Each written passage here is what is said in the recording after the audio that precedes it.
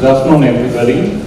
We are going to be discussing non-obstetric surgery in a pregnant patient. So, oftentimes our stress levels are doubled because we need to take into consideration, we need to safeguard the interests of the second patient whom we often don't even see. And this requires a balanced consideration of maternal and fetal physiology. And the key is the maintenance of maternal homeostasis with the least extensive anesthetic that is practical. Let's just take a minute to see if this is really an important topic. Don't pay too much attention to the exact numbers, it's just that I want to put things in perspective. Let's say 50% of the population is female, and demographic studies suggest that 35% of these females are in the age group of 15 to 45. So 35% of 50%, we are now at 17.5%. Approximately 10% of these women are pregnant at any time. So now we are down to 1.75%. And statistically, 1 to 2% of these pregnant women require incidental non-obstetric surgery. So we are down to 0.0175%, which, considering the population of the world is 7.4 billion, still amounts to over 120 million surgeries worldwide. Okay, and also we need to remember that a pregnant woman can have any disease that a non-pregnant counterpart can have, except sterility, of course. And the common indications for surgery are acute inflammatory conditions of the abdomen, appendicitis, cholecystitis, abscesses anywhere, pus is there, it needs to come out, no doubt about that, trauma, as well as malignancies that mandate immediate surgery. Ideal time for surgery, of course, is post-delivery. But if you compare the 3 trimesters, the second has the best outcome both from the point of view of the baby and the mother. However, it's redundant to talk about the ideal time to do the surgery because these are urgent or emergent surgeries. We don't sit around waiting. And no woman who requires an indicated surgery should be denied that surgery because she happens to be pregnant. If she has a serious illness, her treatment is primary and the remote possible consequences to the fetus are secondary.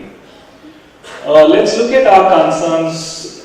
As far as the fetus is concerned, we are worried about altered organogenesis and teratogenicity of the drugs that we use. We are also worried about fetal hypoxia. As far as the mother is concerned, there are increased risks because of her altered physiology. And then there is the whole other issue of preterm labor. The goals of anesthesia, first and foremost, preserve maternal safety, maintain the pregnant state, and achieve the best possible fetal outcome that you can. Let's look at each of these concerns one by one. A teratogen is a drug that causes an increase in the incidence of a particular defect which cannot be attributed to chance. So the manifestation of this can be in the form of death, it can be in the form of a structural abnormality, it could be growth restriction or a functional abnormality. Obviously the timing is crucial. As you can see, the first 2 weeks it usually results in death, that is prenatal loss. Oftentimes the pregnancy is not even recognized at this point. It is between the 3rd to the 9th week that there is maximum vulnerability as far as structural abnormalities are concerned. And a teratogen needs to be given in a sufficient dose for a substantial period of time during a critical point of development for it to have its effect.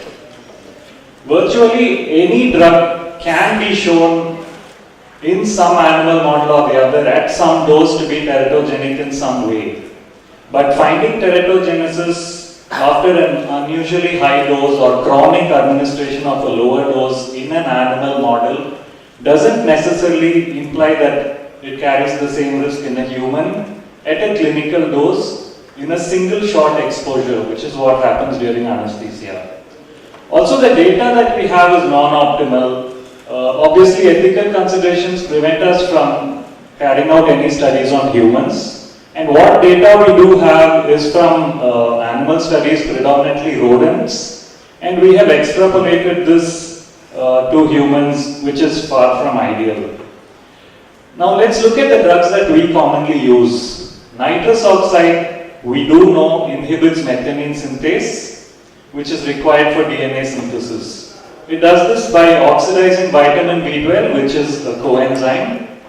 But administration of folinic acid ought to prevent these changes, and we find that it prevents some but not all of these changes.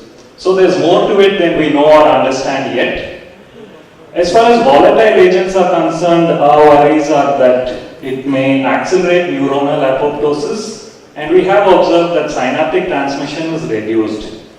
However, humans have an extended period of synaptogenesis which starts at mid-gestation and extends for several years after birth, unlike rodents where it stops soon after birth, and all our studies are based on rodents. Benzodiazepines, 1975 was the first study which suggested that there was a possible association with benzodiazepines and cleft lip or palate. Subsequent studies haven't shown such an association. We'll come back to that if we have time later. These three images are of rat embryos grown in culture. The image in the far corner is a normal day 11 embryo. The second is a day 11 embryo after 24 hours of exposure to nitrous oxide at 70% concentration. And the third is a day 11 embryo after 48 hours of exposure to nitrous oxide at 70%. So you can see there's obviously a striking effect it has on development, but you can also see the observed dosage. We've tried 70% for 24 hours and 48 hours. Obviously there are confounding factors. You're going to have hypoventilation, hypothermia, altered feeding. All of these independently can have effect on the fetus. And from a developmental perspective, from a developmental point of view, 6 hours of exposure in a rat is equivalent to several weeks in a human. So we need to keep all of this in mind when we talk about potential problems. Also, at the end of all of this, drugs account only for 2 to 3% of developmental defects. We need to remember that before pointing fingers at the drug. Let's move on to fetal hypoxia. We know that there is no autoregulation in the uteroplacental circulation. So what we need to do is, it's totally dependent on the mother. Maintenance of maternal oxygenation is most important. In this regard, I want to say that we don't have to obsess about oxygen toxicity and worry about retrolental fibroplasia and things like that. Those are concerns with the premature neonate, not with the fetus inside. A PaO2 of 600 in the mother translates to 60 in the fetus. So we can be liberal with oxygen for the mother. We also need to maintain the maternal oxygen carrying capacity and avoid uterine artery vasoconstriction. The causes of which could be the drugs that we use in the treatment of hypertension, and secondary to hypocapnia, which happens when we cause hyperventilation. Also, we need to avoid maternal hypotension. We all know about aortic cable compression that can be prevented by keeping the weight of the uterus off the great vessels of the abdomen, either by a wedge under a buttock or by tilting the table itself. And when hypotension does occur, we need to be prompt in treating it. And the treatment of hypotension, the choice of drug needs to be a drug that is efficient and a drug that we are familiar with. We shouldn't sit and wonder about what this drug does to the diameter of the uterine artery or to the pH of the fetus. Yes, there are minor differences, but they don't necessarily translate into an improved clinical outcome. So use the drug that you are comfortable with and treat it promptly. We move on to the next concern, that is preterm labor. We don't yet know whether the cause of preterm labor is because of the condition that mandated the surgery in the first place, because of the surgery and retraction, or because of anesthesia. But the fact that it is more common after an intra-abdominal than an extra-abdominal surgery, more common with the lower than an upper abdominal surgery, and more common after a ruptured appendix with peritonitis than acute appendicitis operated early, seems to suggest that the underlying condition is important as well as the site of affliction. The drugs to use or avoid we do know that ketamine causes hypertonicity of the uterus at doses greater than 2 milligrams per kg, so obviously we'd like to avoid that. As far as the other drugs are concerned, the volatiles are all relaxants. We are not worried about those drugs causing preterm labor. Prophylactic tocolysis, people have argued for years. I think the general consensus is that it's not given prophylactically because these drugs have their own potential side effects. But when we do have preterm labor, it is treated. These are the drugs that our obstetric colleagues may choose to use. It's not our area, we won't go into that. Now we move on to maternal concerns. Obviously, it's because of altered physiology due to the physiological changes of pregnancy. So, please conclude in 5 minutes. We used to groan with our head in our hands throughout our PG. Whenever any lecture with anything to do with pregnancy would land up with a monologue on physiological changes. This goes up by this much, that goes up by that much. I won't inflict that upon you. It's the single most boring topic throughout PG. It's fascinating now because I do obstetrics, but it's boring to listen to. I just like to classify these changes into those because of hormonal, mechanical, metabolic, and hemodynamic factors. Just a few practical things. She's at risk for hypoxemia because the FRC is less and the metabolic oxygen requirement is more.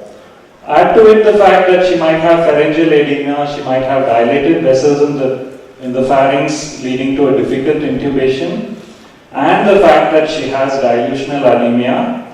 All these factors mean that she's at a higher risk for hypoxemia. What do? We pre-oxygenate generously. She's at increased risk for aspiration because progesterone decreases the lower esophageal tone. What do? We prophylax against aspiration and we use a rapid sequence induction. As far as hemodynamic issues are concerned, we briefly mentioned iodocaval compression. The other thing to remember is cardiac output is increased, so we need to maintain her hemodynamics. And as far as the drugs are concerned, we need to remember MAC is less as well as local anesthetic requirements are less, so we need to factor that while dosing them. Just a few words on lap versus open. At one time, pregnancy was considered a contraindication for laparoscopy. We have moved on from that. Advantages of laparoscopy in pregnancy are the same as advantages in a non-pregnant patient in that it's lesser pain, faster healing, early discharge, early return to normal. The specific concerns we have because she is pregnant is we are worried about uterine and fetal trauma from port insertion, needle insertion. We are worried about fetal acidosis secondary to CO2 absorption, and we are worried about compromising the uteroplacental circulation because of raised intra-abdominal pressure. Regional versus general. If the site and nature of surgery mandate a GA, by all means GA. But if both are feasible, either is feasible, I would go out on a limb and say regional every time.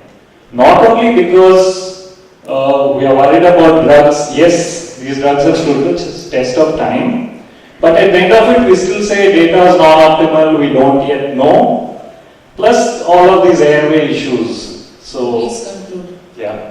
So I think we are still not certain about drugs. We are only certain that we are uncertain. And for the same reason, I would use regional for a cesarean. Same reasons apply in a non-obstetric surgery. So I'll just leave these take-home points on the screen. And I think if there are any questions, I'd be happy to try to answer them. Thank you. I think that was a very good lecture.